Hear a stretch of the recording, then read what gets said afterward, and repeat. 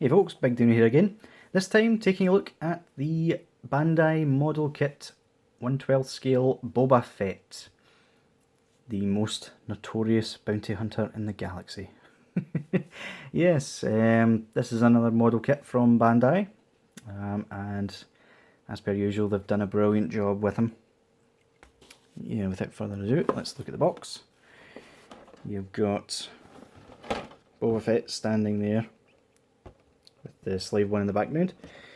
Most notorious bounty hunter in the galaxy. The Bandai logo there. Some pictures with him holding his blaster. Same as that on the side.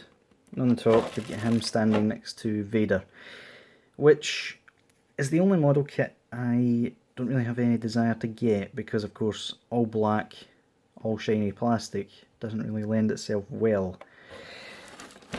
The Figure Arts one did a bit better, but still a shame that they went with the same colour plastic. Anyway, going to Boba Fett himself, he's kind of light on accessories.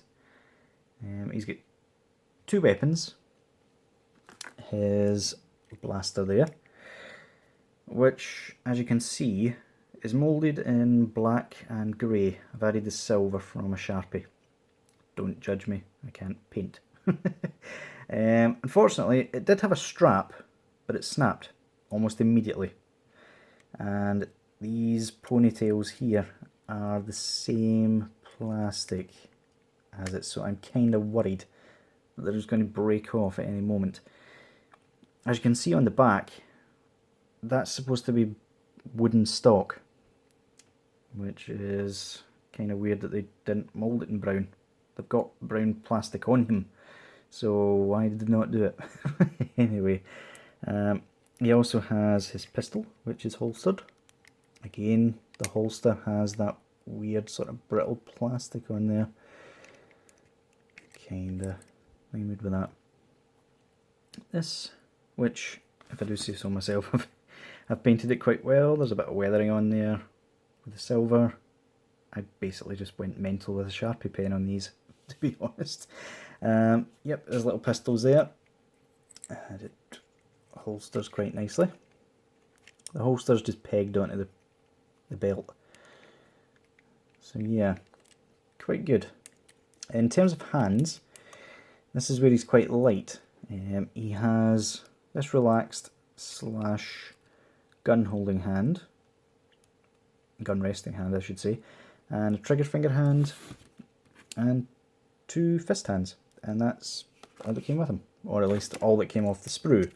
Maybe there was one missing, I don't know. But yeah. In terms of Fett himself, you'll notice all this silver that is all me. That was Sharpie pen, which, if I do say so myself, actually looks pretty damn close to the the real thing. That's one thing you have to be aware of with this guy. He does need detailed. Otherwise, he's completely just green and grey. It doesn't really stand out at all.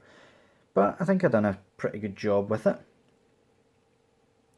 I've got the scratched off pieces every so often. I've added some silver there, some silver details to his guns at the bottom, and the same details on the back as well.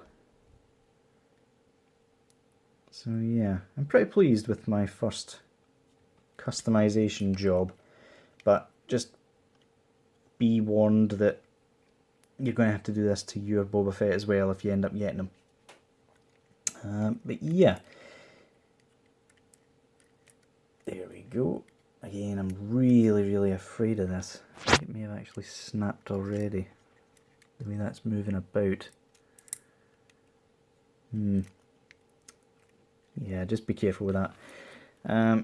In terms of the figure itself, he is pretty good. The only thing is the cape is obviously hard plastic, but the proportions are there. Definitely quite good. And of course, he has a peg at the bottom of his jetpack for a Tamashii stand, which works really well with them. I don't have one to hand, but I can assure you I've had them on it before and it does work really well. In terms of articulation, it's sort of just figure art style articulation. So the head is on a ball joint at the neck and the head. Can look down pretty well, can look up an okay amount. Not enough for someone who's supposed to have a jetpack, to be honest with you, but we'll let them away with it. His arms can go up that high. Of course they are on a ball joint, so they swivel and all the rest of it. He has the standard model kit butterfly joint, which work quite well. As usual, the shoulder pads are hinged. Double jointed elbows, however they are a bit segmented looking. I don't know why, but they've still got the same pull out sort of feature as every other model kit, although it does tend to pop out. The only one that's never popped out on me is the original Stormtrooper. Yeah, anyway, he's got a slight ab crunch, which is okay. It gets an alright amount back and forward. Just a swivel at the waist there.